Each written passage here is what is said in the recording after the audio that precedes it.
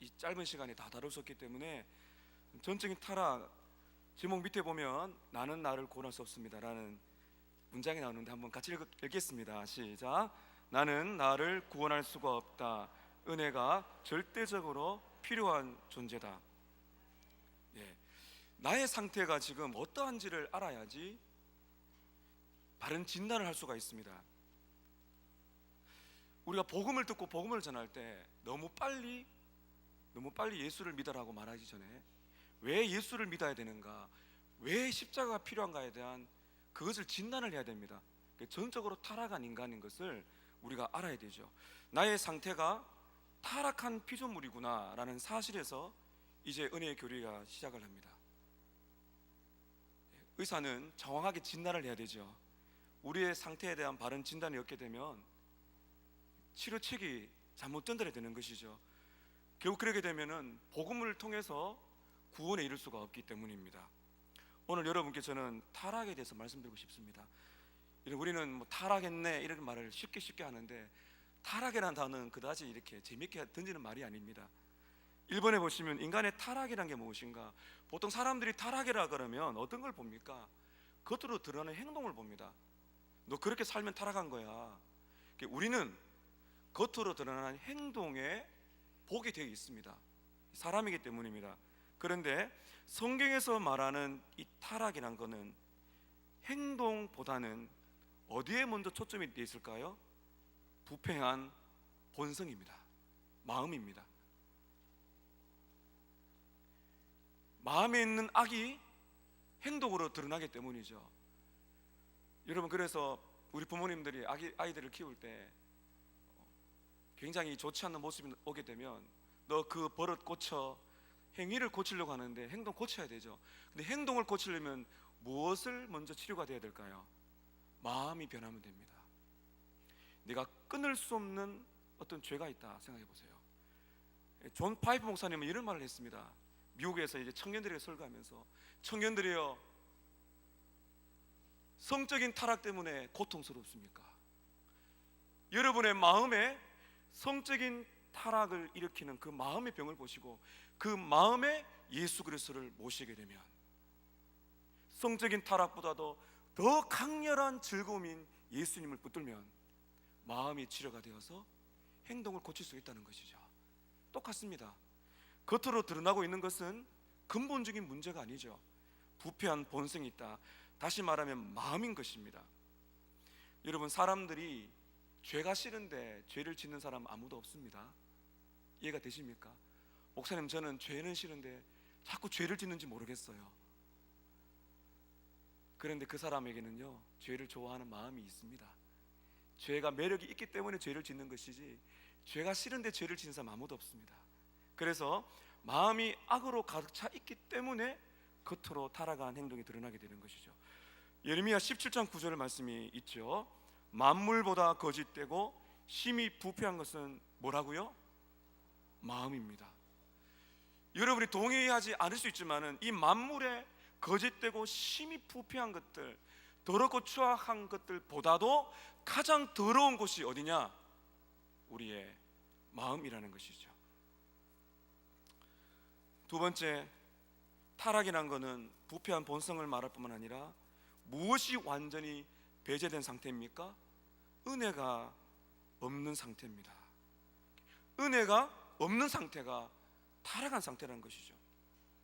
하나님의 은혜만이 사람들을 행동과 마음을 고칠 수가 있어요. 그래서 하나님이 개입하지 않으면 인간은 스스로 하나님께 한 발자국도 나아갈 수 없는 근본적인 죄에 물들어 있는 인간입니다. 그래서 나는 나를 구원할 수가 없고 은혜가 절대적으로 필요한 것이죠. 이게 자연인의 상태라 그럽니다. 토마스 보스턴 목사님은 자연의 상태는 은혜가 없이는 하나님께 나아갈 수 없는 죄에 물든 존재다, 이렇게 말하고 있습니다. 세 번째, 타락에서 관계되는 것은 1차적으로 누구와 관련된 상태를 말할까요? 하나님입니다. 흔히 여러분, 우리가 실수하는 게 뭔가 하면 옆 사람과 비교합니다. 죄송합니다. 제가 좀 쳐다보겠습니다. 보니까 우리 장로님 권사님은 저보다도 더 거룩하신 것 같아요. 이렇게 생각하면 좋은데 저분은 나보다, 나는 저분보다 더 거룩한 것 같아. 주로 여러분, 누가 이런 판단을 많이 했나요? 성경에 보면 바리새인들입니다. 그 외적으로 판단하는 것입니다. 그런데 죄를 우리가 정확하게 규명하기 위해서는 반드시 하나님과 관련해서 우리의 죄를 볼 수 있어야 됩니다. 우리 서로는 비교 대상이야. 비교하면 안 돼요. 나는 저 사람보다 낫지. 이건 하나님 앞에 절대적인 평가가 되지 못하는 겁니다. 시종일관 악만 행한다는 것이 아니죠. 사람들은요, 비교적 착한 일을 많이 하고 선한 일을 많이 베풉니다. 그래서 예수 안 믿는 사람들도 선한 일을 합니다. 그래서 성경에 부합할 정도로 부모에게 순종하고 자녀를 잘 양육하고 법이 없어도 살 만큼 그 도덕적인 사람들이 있어요. 그런데 그 사람에게 죄가 없다고 말하지 않습니다. 왜냐하면 그 동기가 중요한 것입니다. 그 동기가, 잘 보세요, 그 동기가 하나님과 연관되지 않으면 죄인 것이죠. 하나님을 즐거워하고 하나님을 높이는 믿음과 하나님을 사랑하는 마음에서 행해지는 행동이 아니면 아무리 사람이 보기에 도덕적인 선도 하나님 보시기에는 뭐라고요? 타락한 것이라는 것이죠. 고린도전서 10장 31절에 이런 말씀이 있습니다. 너희가 먹든지 마시든지 무엇을 하든지 다 무엇을 위해 하라고요? 하나님의 영광을 위하라. 자, 여러분, 그러면 이 말씀을 반대로 보세요. 먹든지 마시든지 무엇을 하든지 하나님의 영광을 위해 하지 않으면 그게 무엇이라고요? 그게 죄라는 것입니다. 그렇게 여러분, 우리가 교회에서, 기독교에서 죄를 규명할 때는 착한 것을 말하지 않습니다. 저런 모습을 보니까 정말 착해. 어떻게 보면은 교인들보다도 더 착하게 사는 분이 있을 수가 있습니다. 그러나 성경에서 규명하는 죄는 하나님을 사랑하는가, 하나님을 존중하는가, 하나님의 영광을 위해서 그 행동을 하는가가 죄가 있냐 아니냐 하는 것이 중요한 것입니다.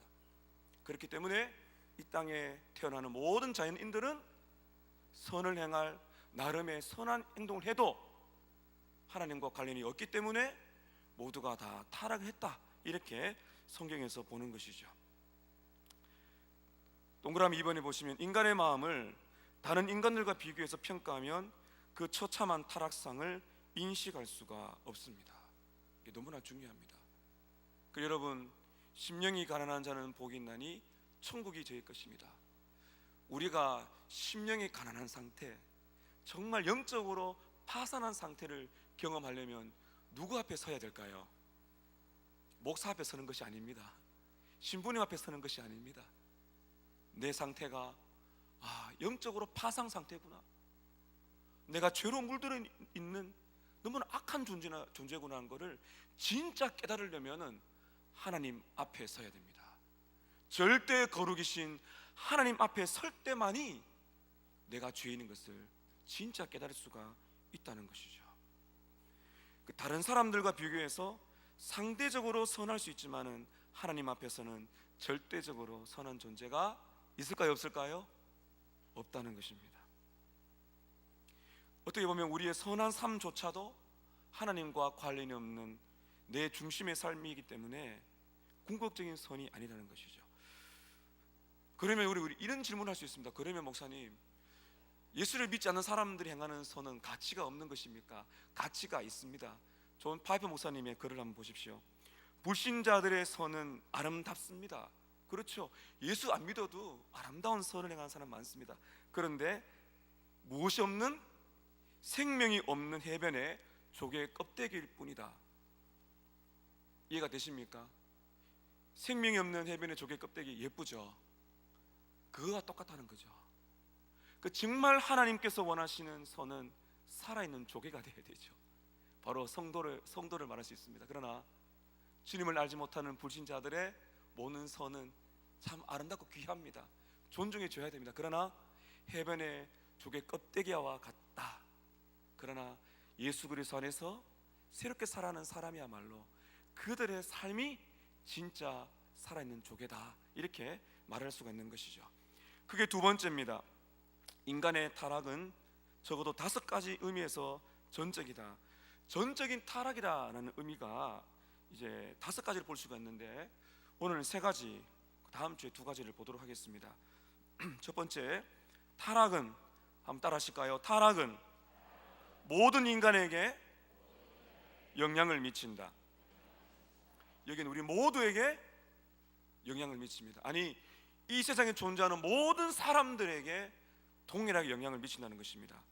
아담 안에서 모든 인류가 타락했다, 이 원죄를 말하는 것이죠. 아담의 죄가 나와 무슨 상관이 있는가, 이런 문제 또 한번 다룰 때가 있을 건데요, 대표성의 원리라 그럽니다. 아담의 죄가 인류의 죄를 대표하는 것이고, 예수님의 그 의가 우리의 의가 되는 것은 예수님께서 대표성이 있기 때문이죠. 똑같습니다. 아담 안에서 모든 인류가 타락을 했습니다. 여러분 잘 드는 예가 있지 않습니까? 우리 예쁜 아기를 결혼해서 예쁜 아기를 낳았는데 얼마나 천사 같은지 몰라요. 그 아기를 잘 키우려고 행복하게 해주고 죄가 없는 중립적인 상태에서 키웠다고 가정해 보세요. 여러분 그 아기가 어떻게 돌변하는지 우리 어머니 다 경험해 보셨죠? 죄를 안 가르쳐도 타락의 본성이 드러납니다. 가르치지 않아도 무균실에 살게 해줘도 너무나 깨끗한 천사인데 가르치지 않았는데도 타락한 본성을 가지고 있습니다. 시편 51편에 다윗이 뭐라 그럽니까? 모친의 죄 중에 모태에서 나를 잉태하였습니다. 잉태되는 그 순간부터 우리는 타락의 본성을 가지고 있습니다. 그래서 이 땅에 존재한 사람들 중에서 딱 한 분만 제외하고, 누굴까요? 예수님만 제외하고 모든 시대 모든 장소에 있는 인간에게 다 적용이 된다는 것입니다. 오늘 읽은 본문에 보면 로마서 3장 10절에 의인은 없나니, 그 다음 어떻습니까? 하나도 없으며, 목사님 저는요 하는 그분도 여기 포함됩니다. 의인은 없나니 한 사람도 없다. 로마서 3장 23절에 모든 사람이 죄를 범하였으며, 모든 사람이 죄를 범하였으며 무엇에 이르지 못한다고요? 하나님의 영광에 이르지 못, 하나님께 영광 돌릴 수도 없고 그 하나님을 만날 수도 없는 그런 상태에 있다는 것입니다. 시편 143편 2절에 보면 이렇게 말씀이 있네요. 함께 읽어볼게요. 시작. 주의 눈앞에는 의로운 인생이 아무도 없는, 누구 앞에는요? 주님이 보시기에 의로운 인생은 하나도 없습니다. 두 번째, 하나님을 향한 우리의 반역이 전적이라는 거죠. 아마 여러분 우리가 지금 가지고 있는 지정의, 생각하고 느끼고 행동하는 이 모든 것이 다 타락했다는 겁니다. 작은 1번에 죄가 인간이 가지고 있는 본성의 모든 영역과 능력에 영향을 미친다. 지정의가 다 부패가 되었다는 것입니다. 오늘 본문에 보면 나와 있어요. 기록된 바 의인은 없나니 하나도 없으며 어떤 자도 없고요, 깨닫는 자도 없고, 그 다음에 하나님을 찾는 자도 없고, 그들의 눈앞에 무엇이 없다고요? 하나님을 두려움이 없다. 기록된 바 의인은 없는데 한 사람도 없고, 그들의 특징은 무엇입니까? 깨닫는 자도 없어요. 하나님을 스스로 찾는 자도 없고, 그들의 눈에는 하나님을 두려워하는 마음도 없다. 1페이지 제일 밑에 보면 지성입니다. 생각, 지성을 어둡게 되어버립니다. 이게 전적인 타락의 특징입니다. 우리의 지성은, 우리의 생각은 죄로 물들어 있습니다. 깨닫는 자도 없다, 이것이죠. 깨달아야 되는데, 깨달아야 하나님을 만나는데 성경 말씀을 읽어줘도 깨닫지 못합니다. 복음을 전해도 스스로는 깨닫지 못합니다. 왜 그런가 하면 지성이 어두워져 있기 때문입니다. 죄인은 영적인 일을 이해하지 못합니다. 아무리 십자가의 복음을 이야기해줘도 죄인의 그대로의 상태로는 깨닫지 못합니다. 성령께서 영적인 빛을 비춰주셔야, 조명하셔야 복음을 깨닫고 회개하고 믿을 수가 있는 것이죠. 성령의 조명 없이는 이해할 수가 없다는 것입니다. 2페이지 가십시다. 생각뿐만 아니라 의지가 무엇이 되었다고요? 노예 의지라 그럽니다. 포로된 의지. 개혁주의자들이 말을 합니다. 내 의지가 노예가 되었다. 죄에 물들어서 죄의 노예 상태라는 것이죠. 하나님을 찾는 자도 없다. 오늘 말씀이 나와 있습니다. 의지를 말하는 것입니다. 자기의 의지로, 자기의 노력으로 하나님을 찾을 수가 있나요, 없나요? 없다는 것입니다. 하나님의 은혜가 없으면은 어느 누구도 하나님의 권위에 즐겁게 복종할 수가 없습니다. 여러분, 이럴 때 있지요. 예수 안 믿는 사람들도 급할 때 보면 두 단어가 나와요. 하나는 엄마야. 별로 안 하십니까? 아빠야 하십니까? 엄마야 이런 말 말씀하시고, 또 하나는 뭘까요? 하나님. 긍정적으로 보면 종교심이 있다고 볼 수 있지만 그 사람이 찾는 하나님은 진짜 하나님일까요? 아니라는 것입니다. 종교심이 있기 때문에 긍정적으로 볼 때는 이런 사람에게도 종교심이 있어서 신을 찾는구나, 긍정적으로 볼 수 있지만은 실제적으로는 그 사람이 찾는 분은 우리가 말하는 하나님이 아닙니다. 인간의 위기에 처했을 때 찾는 하나님은 그 위기를 벗어나게 해주는, 목숨을 살려주는 그러한 하나님, 종교성의 하나님이라고 볼 수가 있어요. 물론 그 순간을 통해서도 하나님을 역사할 수 있지만은 지금 제가 말씀드리는 것은 스스로의 힘으로는 하나님을 찾을 수가 없다는 것이죠. 그 다음에 하나가 더 남았죠. 지정의 중에서 감정이 있습니다. 감정조차도 죄로 물들여 버렸습니다. 로마서 1장 18절을 이하에 보면 이런 말씀이 있습니다. 하나님을 영화롭게도 아니하고, 그 다음에요, 감사하지도 아니하고 오히려 그 생각이 허망하여지며 미련한 무엇이 마음이 어두워졌느니. 하나님을 영화롭게도 아니하고 감사할 수 없습니다. 오늘 이렇게 살아가는 은혜에 감정적으로 반응할 수가 없다는 것입니다. 하나님을 감사하거나 하나님을 기뻐하거나 할 수가 없어요. 왜냐하면 마음이 어두워졌기 때문입니다. 전적인 타락입니다. 생각과 마음과 의지, 모든 인격의 본성의 지정의가 어두워져 있기 때문에 스스로는 하나님을 찾을 수가 없다. 5번입니다. 전적으로 타락한 인간들도 매우 종교적일 수가 있습니다. 마태복음 6장에 보면 구제, 금식, 기도가 나오죠. 구제하려면은, 금식할 때는, 기도할 때는 말씀하십니다. 예수님께서 구제, 금식, 기도가 그 당시에 유대인들에게는 세 가지 대표적인 경건의 모습인데 그것을 부정하지는 않았습니다. 그러나 문제는 무엇인가 하면은 매우 종교적인 바리새인들이 입으로는 예배하지만 마음이 떠나버린 상태라고, 회칠한 무덤이라고 말씀하셨죠. 존 파이브 목사님이 이렇게 심지어 말합니다. 종교 자체가 창조주에 대한 반항이 될 수가 있다는 거죠. 왜 그런가 하면 하나님의 값없는 은혜를 어린아이처럼 신뢰하는 마음에서 비롯된 것이 아니기 때문입니다. 왜냐하면 인간은 어떻게든 자신의 힘을 의지하려 할 뿐입니다. 여러분, 사람들이 종교를 찾는, 종교성을 가진 이유가 뭔지 아십니까? 초월적인 신을 찾지만 결국에는 자기 중심성을 발견하는 것입니다. 내가 원하는 것, 내가 이루고 싶은 것들을 충족시켜주는 신을 찾는 거죠. 결국 그 안에는 하나님이 아닌 다른 것으로 다 대체를 한 것입니다. 이것을 성경적으로 볼 때는 반항이라는 것입니다. 하나님을 모셔서 하나님을 중심에 모셔야 되는데 그 하나님을 밀쳐버리고 그 공간에 무엇을 채우려고 하는 것인가요? 자기가 원하는, 자기가 추구하는 우상을 갖다 놓는 것입니다. 그것이 돈이든, 그것이 성이든, 그것이 명예든, 그것이 다른 종교든 간에 그 우상이 사람 마음에 있을 때는 하나님을 밀어내버린 반항이라고 볼 수가 있는 것이죠.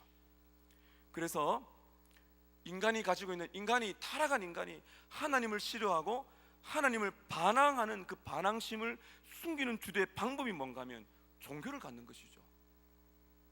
하나님을 반항하기 때문에 하나님 대신에 다른 것들을 하나님으로 모시고 산다는 것입니다.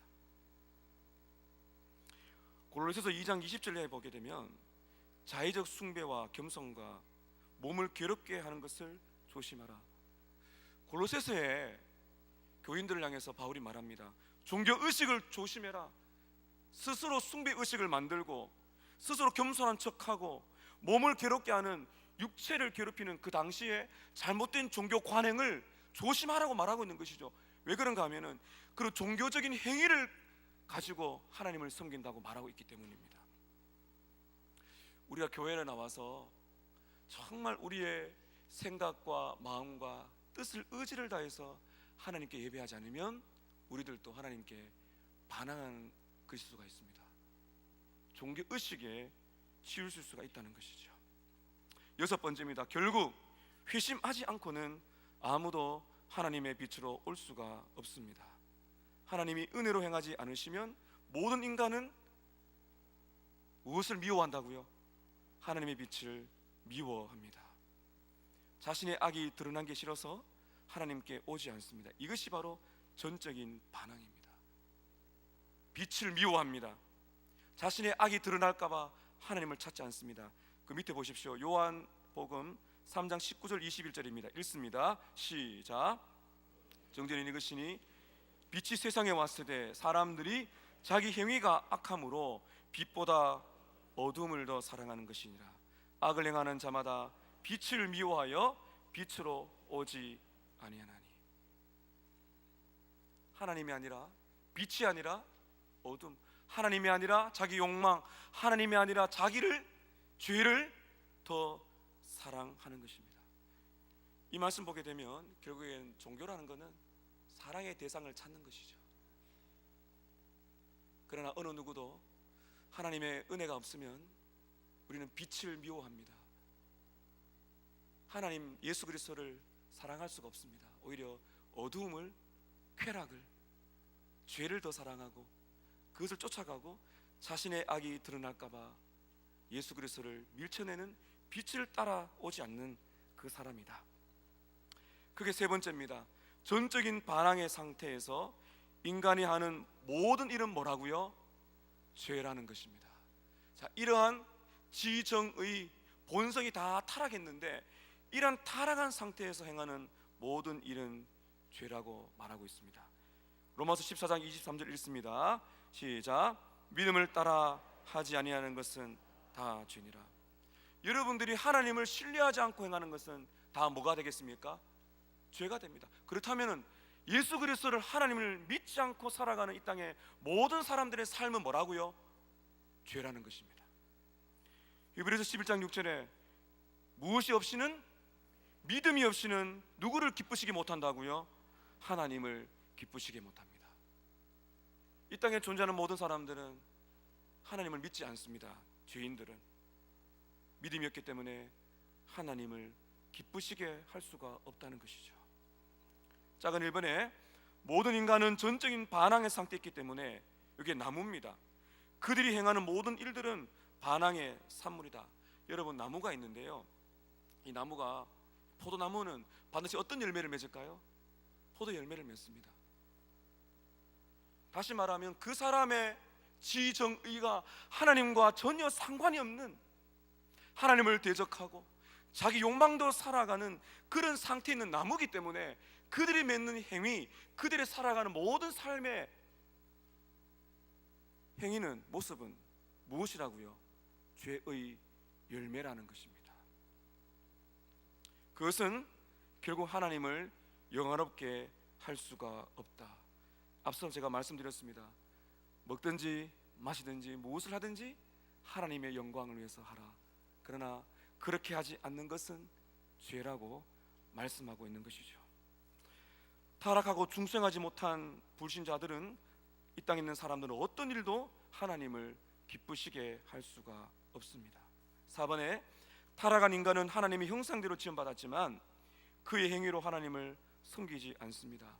아무리 도덕적으로 탁월한 삶을 산다 할지라도 사실 그 행위는 하나님을 무시할 목적으로 행하는, 무엇이라고요? 영적인 간음입니다. 왜 그런가요?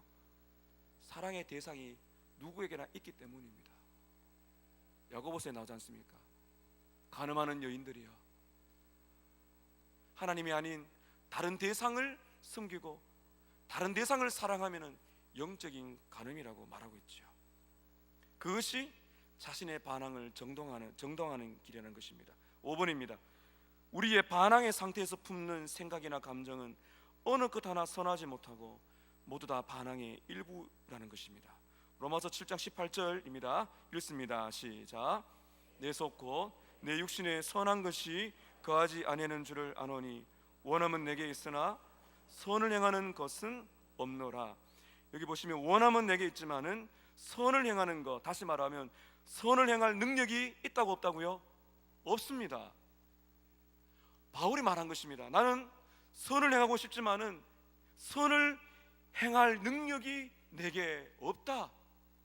이것을 깨달은 사람이 진짜 거듭난 사람이에요. 주님의 뜻대로 살고 싶은데 그 주님의 뜻대로 살 만한 능력이 나에게 없습니다. 이 고백이 나오게 되는 것입니다. 우리의 생각과 감정과 행동은 성령의 역사를 떠나서는 어느 것 하나 선하지 못하다는 것입니다. 마지막 6번입니다. 인간은 적극적으로 뭐를 향한다고요? 악을 향합니다. 옆에 있는 에베소 2장 2절 3절 읽습니다. 시작. 이 세상 풍조를 따르고 공중 권세 잡을 자를 따랐고 육체의 욕심을 따라 원하는 대로 살아간다. 여기 그게 보면은 따른다는 말이 있습니다. 적극적인 것을 말해요. 앞서 말씀드렸지만은 여러분들이 지금 살아가는 모든 삶은 여러분의 의지가 있습니다. 싫은데 하는 것처럼 보이지만 결국은 여러분 안에 동기부여가 됩니다. 그것이 타락한 사람 마음에 있는 애정입니다. 무엇인가를 사랑합니다. 무엇인가를 필요로 합니다. 무엇인가에 끌립니다. 무엇인가에 가치를 부여합니다. 그것이 모든 인간의 모습입니다. 그런데 타락한 인생은 이 세상의 악한 풍조를 따라갑니다. 공중 권세 잡은 자 마귀를 따라갑니다. 마귀의 노예가 되고 죄의 노예가 되어 살아간다는 것이죠. 육체의 욕심이 원하는 대로 따라 살아간다는 것이죠. 제임스 보이스 목사님 말을 합니다.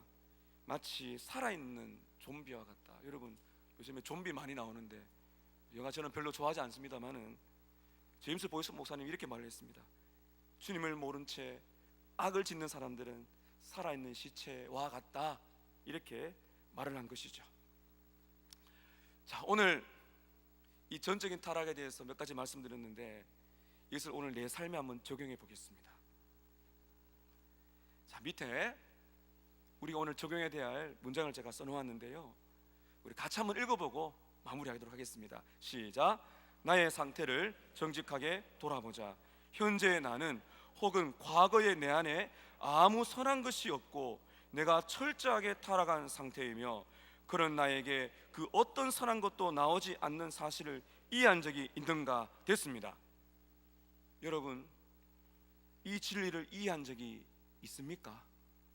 내 안에 선한 것이 전혀 없다.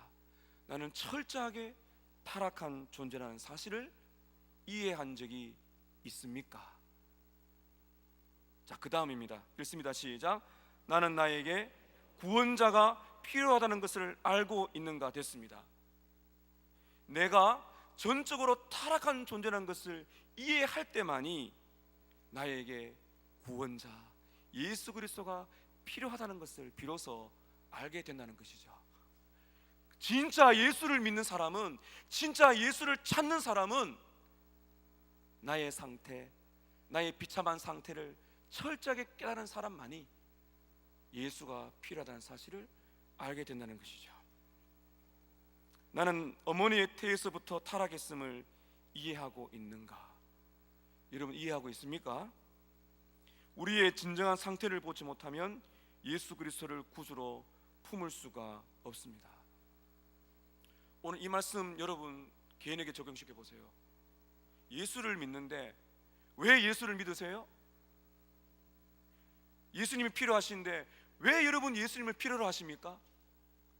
무엇인가 여러분에게 행복을 주기 위해서? 무엇인가 마음의 평안을 위해서? 아닙니다. 왜 우리는 예수가 필요한가요? 전적인 상태에서 벗어나는 길은 오직 구주밖에 없기 때문입니다. 구원하는 믿음은 우리의 죄성을 바르게 아는 것에 달려 있습니다.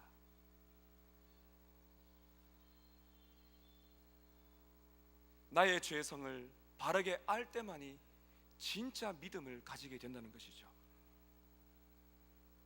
여러분, 우리가 복음을 전할 때 너무 속도를 내서는 안 돼요. 하나님의 은혜와 예수의 십자가가 진짜 그것이 은혜이며 예수님의 십자가 외에는 소망이 없다는 것을 진짜 깨닫게 되기 원한다면 무엇을 깨뜨려야 될까요? 그 사람의 잘못된 생각을 깨뜨려 줘야 됩니다. 그것이 무엇입니까? 나는 철저하게 타락한 죄인입니다. 그것을 깨닫지 못한다면 그가 찾는 예수는 진짜 예수가 아닙니다. 여러분, 우리가 복음을 전합니다. 이것을 바르게 전하지 않고 너무 제트기식으로 예수님을 영접하시죠.